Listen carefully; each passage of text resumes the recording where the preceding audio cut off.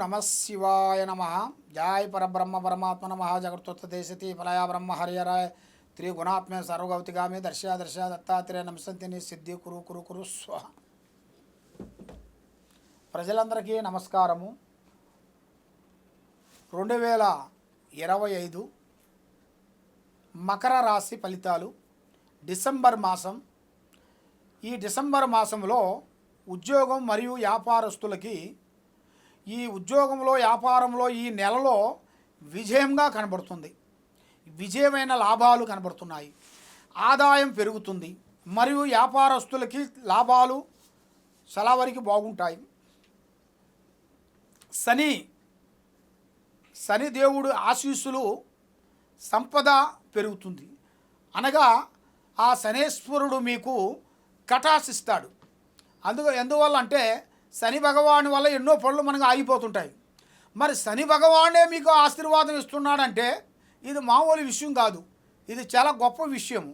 మరి ఈ విషయాన్ని మీరు అర్థం చేసుకొని మీరు చేయాల్సిన పనులు ఆలస్యం కాకోకుండా టైం టు టైము, వేళ టు వేళ మీరు ఏం చేయాలనుకుంటున్నారో ఆ పనులు పెద్దవాళ్ళ ఆశీర్వాదము, మరి మీరు చేసే ఆఫీసులో కూడా మీ ఎండీలు కానీ మీ ఆఫీసర్లు పై ఆఫీసర్ నుంచి కూడా కొంత నిర్ణయాన్ని తీసుకొని వాళ్ళ దగ్గర డైరెక్షన్ తీసుకొని మీరు మూవ్ కావాలి.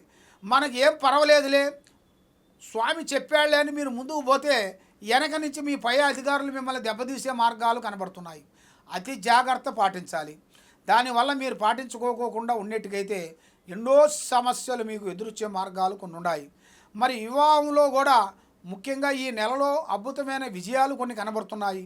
మరి సంతానంలో కూడా విజయము, శుభవార్తలు వింటారు. సంతానం మీకు జయప్రదంగా అవుతుంది. కాబట్టి విద్యారంగంలో కూడా కొన్ని మార్పులు, కొన్ని విదేశాల ప్రయాణాలు, మరి విదేశాల్లో వెళ్ళిన తర్వాత అక్కడ వ్యాపార బిజినెస్లలో కూడా చాలా వరకు అభివృద్ధిగా పొందుతారు. అక్కడ మీరు చేయాల్సిన కార్యక్రమాలు కూడా పెద్ద పెద్ద కార్యక్రమాలు, పెద్ద పెద్ద పనులు పూర్తి చేయాల్సిన యోగం కూడా మీ జాతక యోగంలో కనబడుతున్నాయి. కాబట్టి మరి మీకు దోస్తం వల్ల, అన్నదమ్ములు అక్కజల్లుల వల్ల కొన్ని సమస్యలు ఎదురొచ్చే మార్గాలు ఉన్నాయి. అన్న మనవాడైనా వదిన మంద కాదు, తమ్ముడు మనవాడైనా మరదలు మంద కాదు.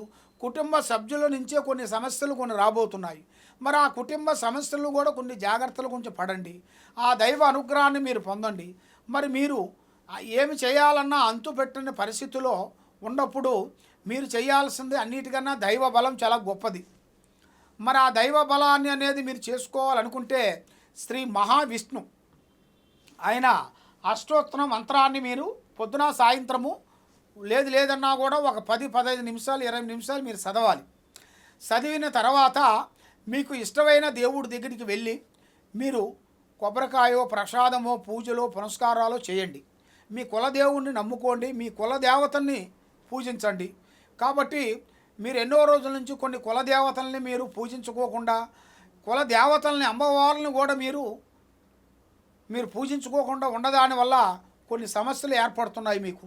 కాబట్టి అలాంటి సమస్యలు మీకు ఏర్పడకోకుండా మీరు ఏ కార్యక్రమం చేయాలనుకున్నా, ఎక్కడ పోదాం అనుకున్నా, ఎటు చేయాలనుకున్నా కూడా మీకు అన్ని విధానాలుగా మీకు విజయవంతం కావాలి అనుకుంటే మీ మీద ఉండాల్సిన గ్రహదోషం అనేది తొలగాలి.